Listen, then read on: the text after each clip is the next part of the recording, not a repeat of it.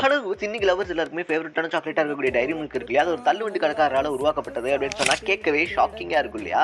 என்னப்பா சொல்கிற அப்படின்னு சொல்லி கேட்டிங்க அப்படின்னா 1824 ரிச்சர்ட் கேட்பெரி அப்படின்னு சொல்லக்கூடிய ஒருத்தர் பார்த்தோம் அப்படின்னா இங்கிலாந்தில் இருக்கக்கூடிய பெர்மிங்ஹாமில் ஒரு தள்ளுவண்டி அப்படின்றத வச்சிருக்காரு. அப்போ சாக்லேட் ஜூசஸ் இதெல்லாம் வித்துக்கிட்டு இருக்கும்போது நல்ல சாக்லேட்லாம் மூவ் ஆகுது, நம்மளே சாக்லேட் தயாரிச்சா என்ன அப்படின்ற ஒரு ஐடியா வரும்போது தான் 1842 பார்த்தோம் அப்படின்னா 16 வகையான சாக்லேட் அப்படின்றத இன்ட்ரடியூஸ் பண்ணுறாரு அப்படின்னே சொல்லலாம். அதில் டைரி மில்க்கும் ஒன்று.